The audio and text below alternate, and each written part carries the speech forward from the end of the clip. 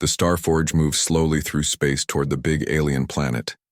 Captain Jake Morrison stood on the bridge and watched the yellow world grow larger on the screen. His hands felt sweaty. This was the most important trip humans had ever made, to meet aliens. "How long until we reach their planet?" Jake asked his crew member. 2 hours, Captain," came the reply. Jake walked to the meeting room where the important people waited. Ambassador Linda Carter sat at the big table reading papers. She was the smartest person Jake knew about talking to aliens. Dr. Amy Walsh was next to her, looking at pictures of alien animals on her computer. Helen Brooks and Lisa Green talked quietly about trade deals they hoped to make. "Ladies, we will be there soon," Jake said. "Are you ready?" Linda looked up and smiled. "We have been getting ready for months. The Zephyrians control 12 planets. If we make friends with them, it will help humans travel safely through space." Amy closed her computer. "I studied everything about their race. They are all male. They make babies using machines, not the normal way. But they seem smart and powerful." Helen nodded. "Their planets have rare metals we need.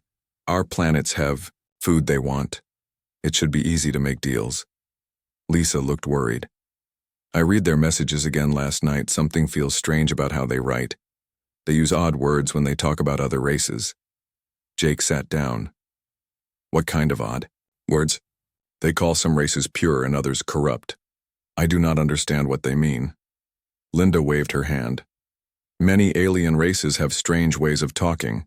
We will figure it out when we meet them." The ship's speaker made a noise. "Captain Morrison, please come to the bridge. We are getting a message from the alien planet." Jake hurried to the bridge. The big screen showed an alien face. The Zephyrian had gray skin, big black eyes, and no hair. Its mouth was small, and it had sharp teeth. "Human. Ship, this is flight control of Zephyros Prime. You will land at Spaceport 7. Do not change course. Do not send any messages. Follow our ships to the landing area." The screen went black before Jake could say anything. He looked at his crew. That was not very friendly. "Maybe they are just careful about security," said his second officer. Jake was not sure. Most aliens they had met before were more polite, but humans needed this meeting to work. Earth was growing fast and needed new places to get materials and food. The Starforge followed 3 Zephyrian ships down to the planet. The ships were long and black with red lights. They looked like weapons more than guide ships. Jake felt more worried. The spaceport was huge. Hundreds of alien ships sat on metal platforms. The Starforge landed where the Zephyrian ships pointed. Jake could see alien soldiers waiting outside. They carried energy weapons and wore black armor. "This looks like a trap," Jake said to himself. The ambassador team came to the bridge. They wore their best clothes and carried gifts for the aliens. Linda had a big smile, but Jake could see she was nervous too. "Remember," Linda told her team, "we represent all humans today. Be polite and respectful. We want to show them that humans are good people to work with." They walked to the ship's exit door. Jake and 4 human soldiers went with them for protection. The door opened and hot air came in. The planet smelled like metal and chemicals. 50 Zephyrian soldiers stood, in 2 lines. Between them walked a tall Zephyrian wearing a golden robe. His eyes were bigger than the others, and he had metal pieces in his skin that glowed blue. "I am High Regent Vexthai," the alien said in a deep voice. "You are the humans who sent messages, asking to meet." Linda stepped forward and smiled. "Yes, I am Ambassador Linda Carter. We are very happy to meet you. We brought gifts from Earth to show our friendship." Vexthai looked at Linda for a long time. Then he looked at Amy, Helen, and Lisa. His face changed. The blue lights in his skin got brighter, and he made a sound like angry breathing. "What are these things?" he said, pointing at the women. Linda looked confused. "I do not understand. These are members of my team. Dr. Amy Walsh, Helen Brooks, and Lisa Green." "No," Vexthai said louder. "What are these female things? Why did you bring abominations to our holy world?" Jake stepped forward. "Sir, these are human women. Half of our race is female. They are normal people." The alien regent made the angry breathing sound again. All the Zephyrian soldiers raised their weapons. Impossible. No pure race has two different forms. These creatures are corrupt. They poison the natural order of life. Amy tried to speak. Sir, we only want to learn about your culture and— Silence, HFY shouted. Corrupt things do not speak on Zephyros Prime. More alien soldiers came running. They surrounded the humans. Jake reached for his weapon but stopped when he saw 50 energy guns pointed at his team. There has been a mistake, Linda said, trying to stay calm. In human culture, men and women work together. We are all equal. These women are important, leaders. HFY walked closer to Linda. Your race is diseased. The holy books of our ancestors tell us that pure races have one form, one purpose, one way of being. Your females are genetic corruption that spread like poison. That is not true, Helen said. Women are not poison. We are teachers, doctors, mothers. A Zephyrian soldier hit Helen with his weapon. She fell to the ground. Jake moved to help her, but more aliens grabbed him. Take the males to the holding area, HFY ordered. Put the abominations in the purification chamber. Tomorrow at dawn we will cleanse our world of their corruption. The whole galaxy will watch and learn what happens to genetic poison. No, Jake shouted. You cannot do this. They are ambassadors. They came here in peace. Peace cannot exist while corruption lives, HFY said. Tomorrow these abominations will be purified by holy fire. Their deaths will show the galaxy that the Zephyrian Empire protects the natural order. The alien soldiers dragged the humans away. Jake fought hard, but there were too many aliens. He watched helplessly as they took Linda, Amy, Helen, and Lisa in a different direction. We will not forget this, Jake yelled as they pushed him into a dark building. Humans will not let you murder innocent people. HFY laughed. Your weak race is far from here. No one will save the corrupted ones. Tomorrow the galaxy will see what the Zephyrian Empire does to genetic abominations. The heavy door closed. Jake and his men sat in the dark cell. Through a small window, he could see alien workers setting up a big platform in the city center. Large screens and cameras pointed at the platform. They are really going to do it, Jake whispered. They are going to kill them just for being women. His soldier friend sat next to him. Captain, how could they hate women so much? It makes no sense. Jake looked out the window again. Thousands of Zephyrians were gathering around the platform. They looked excited, like they were waiting for a celebration. I do not know, Jake said. But I know this. If they kill our people tomorrow, they will learn what humans do when you hurt our families. They think we are weak because we are far from home.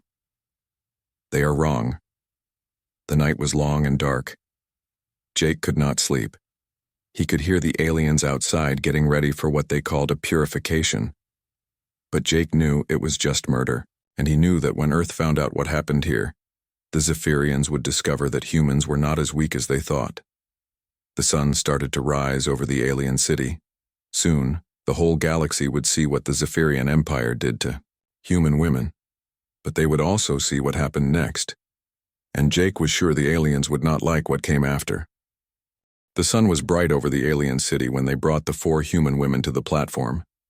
Jake Morrison watched from his prison window as thousands of Zephyrians filled the streets. Large screens showed the platform to crowds across the planet. The aliens looked happy and excited. Ambassador Linda Carter walked with her head high. She did not look scared. Dr. Amy Walsh, Helen Brooks, and Lisa Green walked beside her. The alien guards pushed them, but the women stayed strong. Jake felt proud of them and angry at the same time. High Regent HFY stood on the platform, wearing bright golden robes. His voice was loud enough for everyone to hear. Citizens of the Zephyrian Empire and beings across the galaxy, today we cleanse our world of genetic corruption. Linda stepped forward. We came here in peace. We are not your enemies. We only wanted to be friends. Silence. Abomination, HFY said. Your very existence insults the natural order. Pure races have one form, one purpose.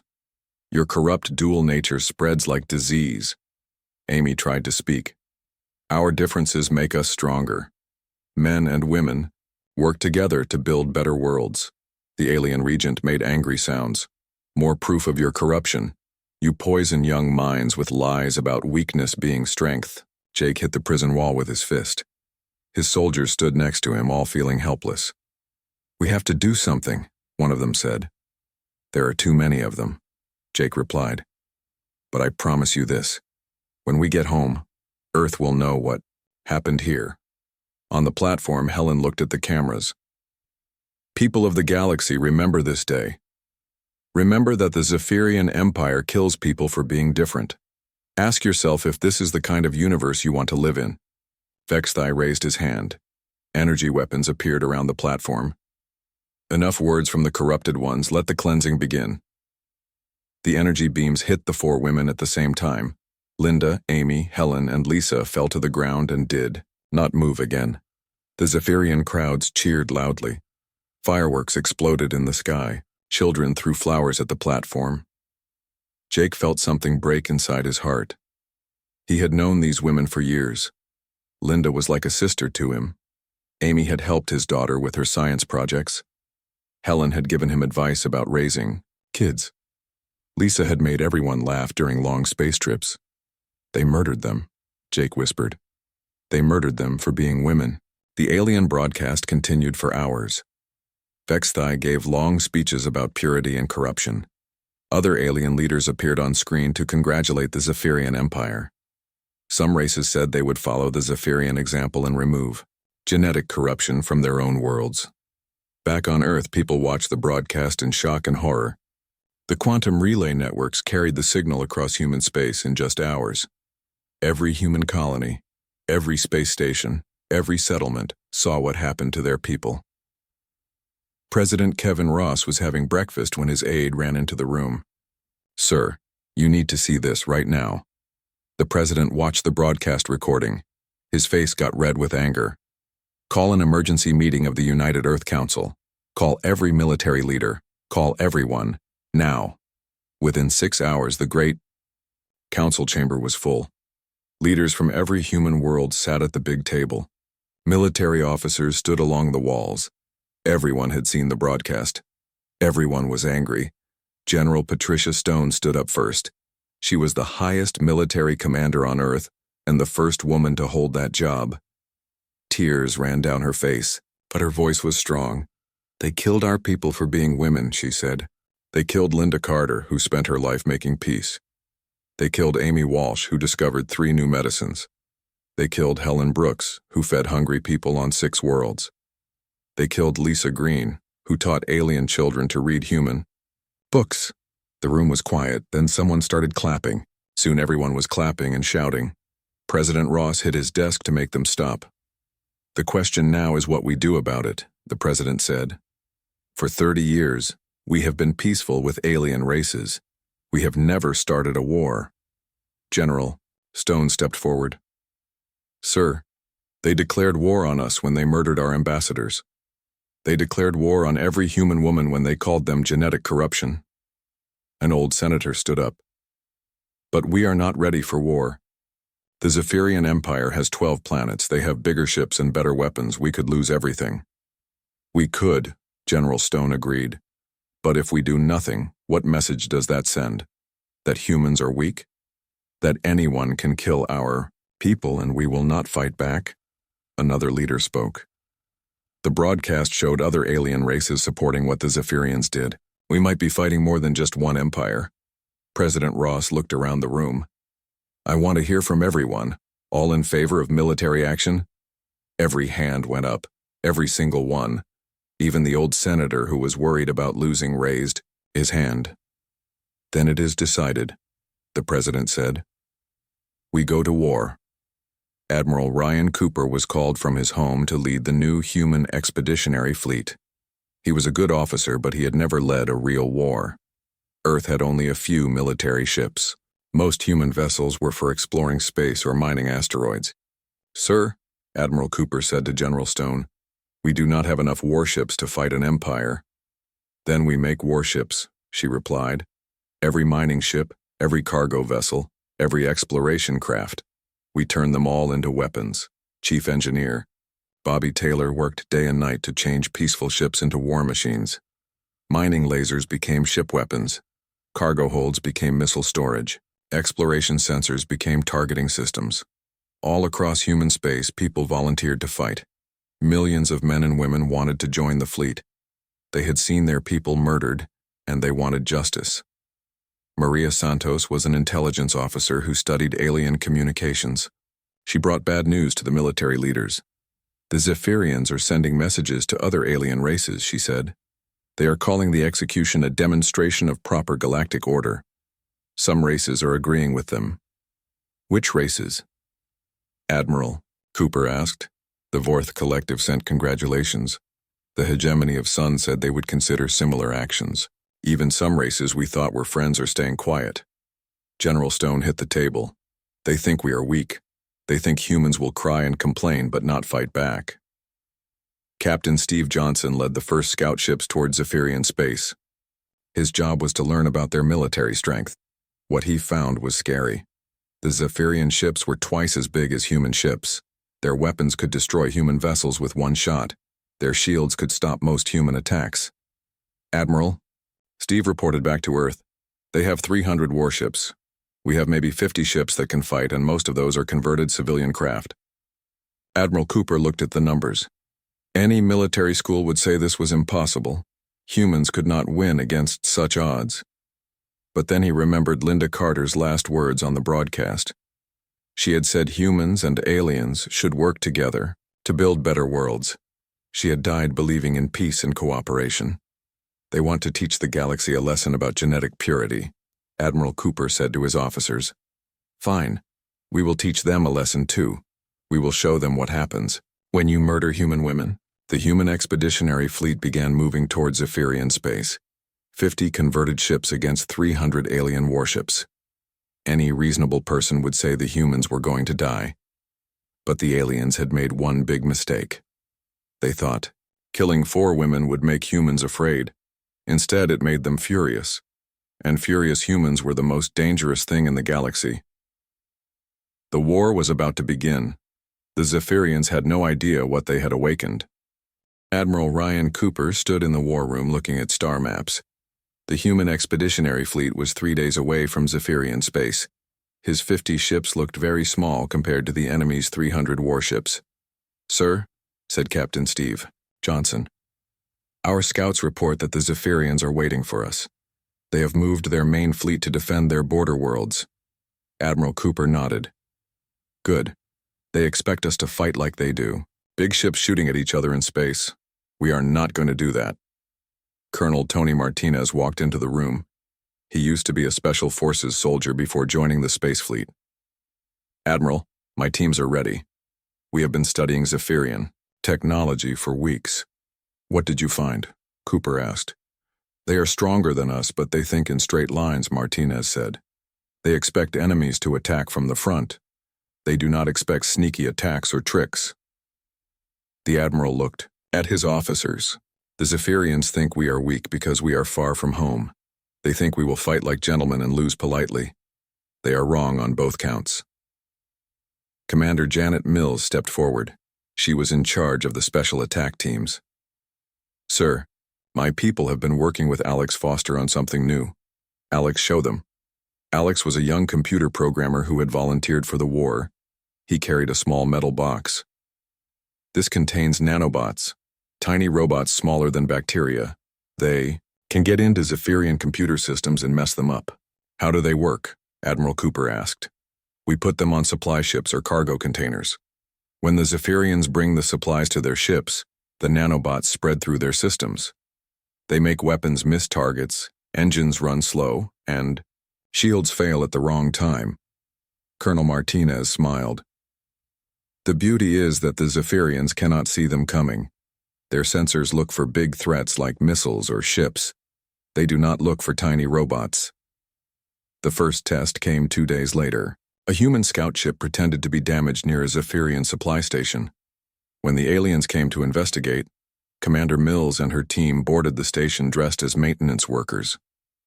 Remember, Mills told her team through their radios, we are not here to fight. We are here to plant nanobots and leave. The mission worked perfectly. The nanobots spread through the station's computer network and then moved to every ship that docked there. Within hours, 12 Zephyrian warships had infected systems.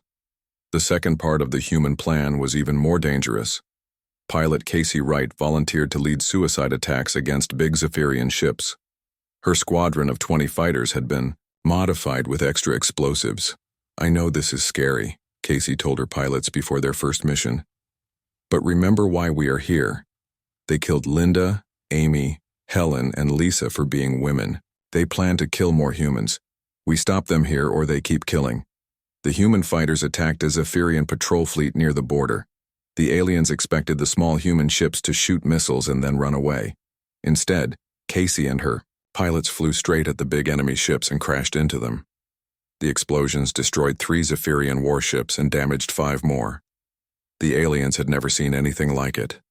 Zephyrians valued their lives too much to die in attacks like this. These humans are crazy, one Zephyrian commander reported to his leaders. They throw their lives away like weapons. But the humans were not just being crazy, they were being smart too. Dr. Frank Moore and biochemist Laura Kim had been working on a special weapon in their laboratory. The nanobots tell us a lot about Zephyrian biology, Dr. Moore explained to Admiral Cooper. We can make a virus that affects only them. Will it kill them? The Admiral asked. No, sir. We are not murderers like they are. The virus will make them sleep for several hours. That gives our boarding teams time to capture their ships, Laura. Kim added, the virus spreads through their air systems. One infected Zephyrian can spread it to a whole ship in minutes. The virus worked even better than expected. Human boarding teams captured 15 Zephyrian ships in 1 week. Now the human fleet had bigger ships and better weapons. The psychological warfare was working too. Communications specialist Danny Rodriguez had been broadcasting messages across Zephyrian space. The messages showed pictures of the 4 murdered women and told their stories. This is Linda Carter, Danny's broadcast said. She spent 20 years helping different races understand each other. She had 2 children who will grow up without their mother. The Zephyrian Empire killed her for being female. The broadcasts also showed human families crying and angry. Zephyrian civilians saw human children asking why the aliens killed their aunts and mothers and sisters. Some Zephyrians began to feel uncomfortable about the executions. They had been told that human females were dangerous monsters. The broadcasts showed them as mothers, teachers, and doctors. These humans do not look like monsters, one young Zephyrian said to his friend. They look sad and angry, like us when someone hurts our family. But High Regent Vexthai ordered his people to ignore the human broadcasts. The corrupted ones use emotion to weaken your minds, he announced. Their tears and anger prove they are inferior beings. The war changed when the humans captured a big Zephyrian command ship. The ship's computers had maps of all Zephyrian military bases and supply routes. Now the humans knew where to attack. This changes everything, Admiral Cooper told his officers. We can hit their supply lines and avoid their main fleets. Commander Mills led attacks on Zephyrian fuel depots and weapon factories. Her teams used nanobots to destroy equipment and steal supplies. The Zephyrian military began running out of fuel and ammunition. Captain Steve Johnson discovered something important in the captured ship's files. Admiral, the Zephyrians have been planning more than just killing our women. They want to destroy all races they consider impure. The files showed lists of alien species marked for extermination, races with 2 genders, races with different skin colors, races that looked different from Zephyrians. The plan was to slowly kill them all. They are not just our enemies, Admiral Cooper realized. They are enemies of every different race in the galaxy. The Admiral ordered Danny Rodriguez to broadcast the Zephyrian extermination plans across the galaxy. Many alien races that had supported the executions suddenly changed their minds when they saw their own names on the death lists. The Makari Republic was the first to contact the human fleet. Queen Singer Thessera sent a secret message to Admiral Cooper. We cannot openly support you, she said, but we will share intelligence about Zephyrian movements. The insectoid Vorth Collective saw opportunity in the chaos. They began attacking. Both human and Zephyrian ships trying to capture territory while the two sides fought each other. At least the Vorth are honest about being pirates, Colonel Martinez said. The Zephyrians pretend to be righteous while planning genocide. As the war continued, more alien races began secretly helping the humans. The aquatic Nereid Union provided safe harbors for human ships. The crystalline Shard Confederacy shared technology that made human weapons more powerful. The turning point came when human forces captured a major Zephyrian shipyard. Casey Wright led the attack, but this time she did not crash her ship. Instead, she and her pilots disabled the shipyard's defenses so boarding teams could take it intact. "We are not just fighting for revenge anymore," Admiral Cooper told his fleet. "We are fighting to protect every race in the galaxy from Zephyrian genocide." The humans had learned something important about war. Sometimes the weaker side wins by fighting smarter, not harder. The Zephyrians had bigger ships and better weapons, but humans had something more important. They had the determination that comes from knowing they were fighting for something right. The war had been going on for 6 months when everything changed. Commander Nick Perry was searching through captured Zephyrian computers when he found something that made his blood run cold. "Admiral Cooper, you need to see this right now," Nick said over the communication system. Admiral Cooper rushed to the intelligence room. Nick had dozens of alien documents spread across the big screen. The words were translated from Zephyrian language into human language. "What am I looking at?" the Admiral asked. "The real reason they killed our women," Nick replied. "It was not just about religion or purity. Look at this." The document was titled Project Clean Galaxy. It listed every alien race in known space. Next to each race was a rating: pure, acceptable, or corrupt. "Pure races get to live," Nick explained. "Acceptable races become slaves. Corrupt races get completely destroyed." Admiral Cooper read the list. Humans were marked as corrupt, immediate extermination required. So were dozens of other races. The Mokari Republic was marked corrupt because they had queens and kings.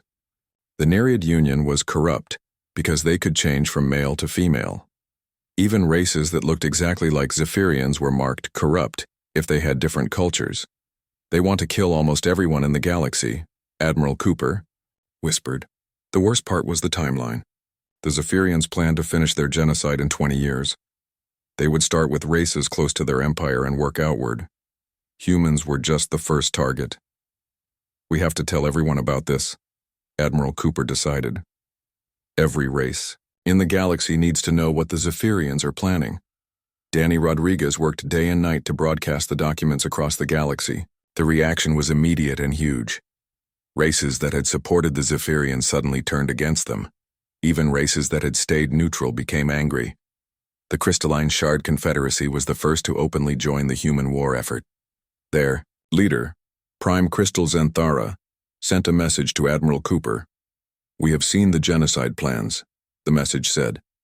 "The Zephyrians marked us for extermination because our race has 7 different genders. We will fight beside humans against this evil." The Nereid Union joined the alliance next. Their swimming ships were perfect for attacking Zephyrian underwater bases. Admiral Cooper met with Nereid war singer Aqualin on a neutral space station. "Your people fight bravely for what is right," Aqualin said through her translation device. "We will swim together through the dark waters of war." But not every reaction was good. The Vorth Collective decided to attack everyone while they were busy fighting. Vorth pirate fleets began raiding human supply lines and alien trade routes. "The Vorth think this is a good time to steal from everyone," Colonel Martinez told Admiral Cooper. "They are attacking our medical ships and food convoys." "We cannot fight the Zephyrians and the Vorth at the same time," the Admiral replied. "But we cannot let them attack our supply ships either." The solution came from an unexpected source. Captain Beth Parker had an idea that surprised everyone. "What if we protect Zephyrian civilian ships too?" she suggested during a strategy meeting. Everyone stared at her. "Protect the enemy?" someone asked. "Think about it," Beth explained. "The Vorth are attacking everyone. If we protect Zephyrian civilians from Vorth pirates, it shows the galaxy that we are better than both our enemies." Admiral Cooper thought about it. It could work. We show that humans protect innocent people, even enemy civilians. The first test came when Vorth pirates attacked a Zephyrian hospital ship. The ship was carrying wounded Zephyrian soldiers and civilian doctors. Captain Beth Parker led 3 human ships to defend it. The battle was short. Human ships drove off the Vorth pirates and saved the Zephyrian hospital ship. Beth sent medical supplies to help the wounded aliens. The Zephyrian doctor in charge of the hospital ship was confused. "Why did you save us? We are enemies." "Because you are doctors helping hurt people," Beth replied. "That makes you good people, even if your government is evil." The story spread quickly across the galaxy. Many Zephyrian civilians began to question their government's war. If humans were truly evil monsters, why did they save Zephyrian hospitals? Regent Vexthai was furious when he heard about it.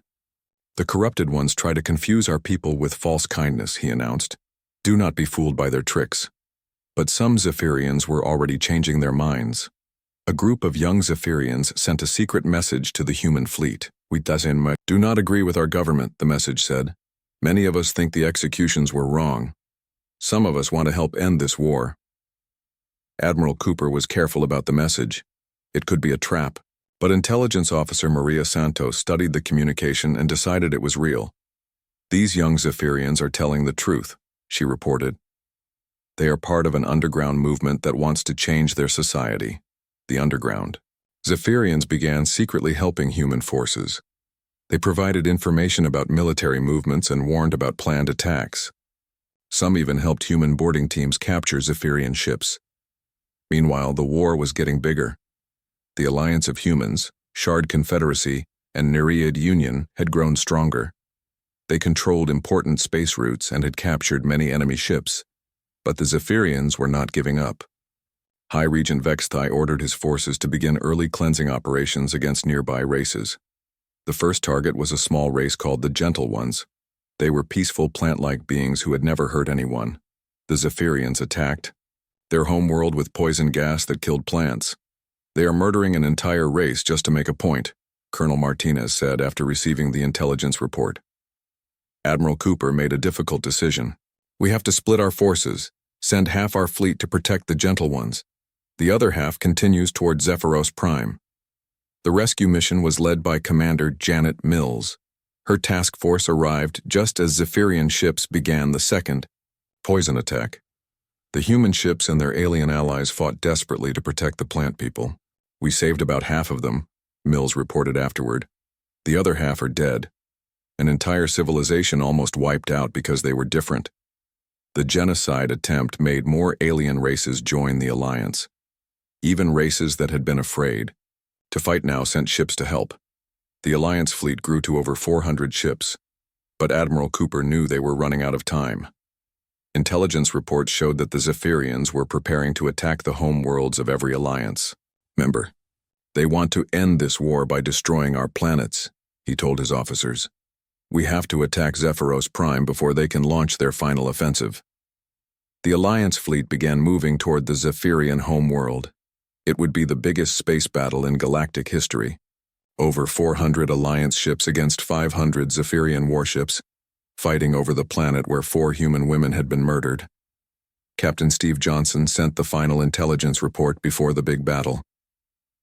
"The Zephyrians have moved all their best ships to defend their homeworld. If we win this battle, we end their ability to commit genocide. If we lose, they will destroy every world in the Alliance." Admiral Cooper looked at the star map showing their route to Zephyros Prime. In 3 days, they would reach the planet where this all began. The place where Linda Carter, Amy Walsh, Helen Brooks, and Lisa Green had died for the crime of being female. "All ships, this is Admiral Cooper," he broadcast to the entire Alliance fleet. "In 3 days, we will face the Zephyrian Empire and their home system. We are not just fighting for revenge. We are fighting for the right of all beings to be different. We fight so that no one else dies just for being who they are." The Alliance fleet moved through space toward the final battle. Behind them, the freed world celebrated. Ahead of them, the Zephyrian Empire waited with all its remaining power. The war that began with the murder of 4 women was about to end where it started. The Alliance fleet arrived at Zephyros Prime after 2 years of war. Admiral Ryan Cooper stood on his command ship and looked at the yellow planet where it all began. 400 Alliance ships faced 500 Zephyrian warships in the space, around the homeworld.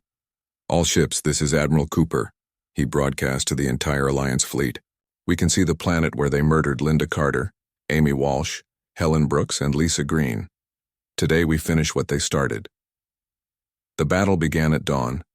Zephyrian ships fired first, sending energy beams and missiles at the Alliance fleet. The space around the planet lit up with explosions and laser fire. Captain Casey Wright led her fighter squadron against the biggest Zephyrian battleship. Her pilots had learned new tactics during 2 years of fighting. Instead of suicide attacks, they used hit-and-run strikes that confused the enemy. "Remember, we are not just fighting for the dead," Casey told her pilots. "We are fighting for everyone who wants to live free." The space battle lasted for 12 hours. Ships exploded on both sides. The Alliance lost 60 ships, but the Zephyrians lost over 100. The humans and their allies were winning, but the cost was high. "Admiral," reported Captain Steve Johnson, "the enemy fleet is retreating to the planet's surface. They are setting up ground defenses in the capital city." Admiral Cooper knew what this meant. The final battle would happen in the same city where the 4 women had been executed. "Prepare the landing forces. We finish this where it started." General Eric Brown led the ground assault with 50,000 Alliance soldiers.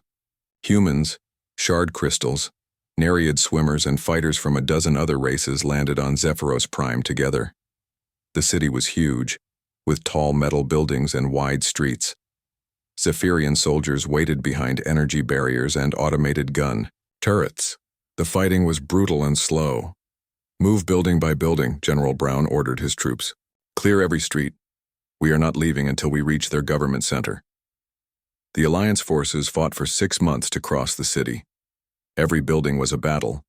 Every street was paid for with blood. But slowly, the Alliance pushed forward, toward the center where High Regent Vextai waited. During the fighting, something unexpected happened. Groups of young Zephyrians began helping the Alliance soldiers. These were the underground fighters who had been sending secret messages during the war. "We do not want our leaders to commit genocide," one young Zephyrian told General Brown. "We want to live in peace with other races." The underground Zephyrians showed Alliance forces secret paths through the city. They warned about traps and ambushes. Some even fought beside the Alliance soldiers against their own government's army. Not all Zephyrians are evil, General Brown realized. Some of them want change too. The final battle took place at the Golden Palace where High Regent Vextai ruled the Empire. Captain Jake Morrison, who had been promoted to general after his brave leadership, led the assault on the building. "This is for Linda, Amy, Helen, and Lisa," Jake said as his soldiers broke down the palace doors. The throne room was huge, with golden walls and crystal windows. High Regent Vextai sat on his throne wearing battle armor. Around him stood his elite guard, the strongest Zephyrian warriors. "So the corrupted humans finally come to face judgment," Vextai said when Jake entered the room. "You should have accepted your place as inferior beings." Jake stepped forward, his weapon ready. "We came here in peace 2 years ago. You murdered our people for being different. Now you face the consequences." "Your females were genetic corruption," Vextai replied. "Killing them was cleansing the galaxy of impurity." "They were teachers, doctors, mothers, and peacemakers," Jake said. "You killed them because you were afraid of people who were different from you." The final fight was short but fierce. Vextai and his guards fought bravely, but they were outnumbered. When the shooting stopped, the High Regent lay wounded on his throne room floor. "You have won nothing," Vextai said with his last breaths. "Other pure races will continue our work. They will cleanse the galaxy of corruption." "No, they will not," Jake replied, "because now everyone knows what your cleansing really means. Murder and genocide. The galaxy will never let that happen again." With Vextai dead and their capital captured, the remaining Zephyrian forces surrendered. The war was over, but the work of justice was just beginning. The trials of Zephyrian war criminals became the first interspecies court in galactic history. Judge Sandra Lopez, a human who had survived a Zephyrian prison camp, led the proceedings. "This court represents 17 different races," Judge Lopez announced. "We are here to establish that no being should face death simply for being different." The trials lasted for months. Zephyrian generals and officials who had ordered genocides were found guilty. Some were executed, others were sentenced to life in prison. But the trials also showed mercy to Zephyrians who had tried to protect civilians or had joined the underground resistance. The most important result of the trials was the Carter Accords, named after Ambassador Linda Carter. These new laws said that all races had the right to exist, no matter how different they were from others. "Diversity of life is not weakness," the Carter Accord stated. "It is the greatest strength of the galaxy." The war changed everything in galactic politics. The old system where stronger races bullied weaker ones was broken. The new Galactic Democratic Alliance gave every race an equal voice, no matter how big or small. Species that had supported the Zephyrian genocide found themselves isolated and powerless. Races that had fought for freedom became the leaders of the new alliance. Humanity emerged from the war completely changed. No longer were they the weak newcomers begging for acceptance. They had become the defenders of universal rights and protectors of the innocent. "We learned something important during this war," Admiral Cooper said at the first meeting of the Galactic Democratic Alliance. "When good people do nothing, evil wins. We must always be ready to fight for what is right." A great memorial was built on New Geneva Station to honor the 4 women whose deaths had started the war. People from across the galaxy came to visit it. The inscription read, "Linda Carter, Amy Walsh, Helen Brooks, and Lisa Green. They died for the crime of being themselves. We live to ensure it never happens again." The memorial became a symbol of hope for every being in the galaxy who was different or unusual. It reminded everyone that diversity was not something to fear, but something to celebrate. Years later, children from dozens of different races played together in the park around the memorial. Young Zephyrians born after the war played with human children, shard crystal younglings, and nereid swimmers. They had never known a galaxy where being different was dangerous. "Look at them," said Captain Beth Parker, now an admiral in the Galactic Democratic Alliance fleet. "This is what Linda and the others died for, a galaxy where everyone can be themselves." The old Zephyrian Empire was broken into smaller, democratic nations. Many of them joined the Galactic Democratic Alliance and worked to make up for their past crimes. The young Zephyrians who had helped during the war became leaders of these new governments. "We cannot change what our people did," said one reformed Zephyrian leader. "But we can make sure it never happens again." The galaxy had learned a hard lesson about what happens when you execute human women. You do not just face human men, you face humanity itself, and humanity never forgets those who hurt the innocent. More importantly, the galaxy learned that differences between races made everyone stronger, not weaker. The war that began with hatred and fear ended with understanding and cooperation. And in the park on New Geneva Station, children of many races played together under the statue of 4 brave women who had died so that others could live free.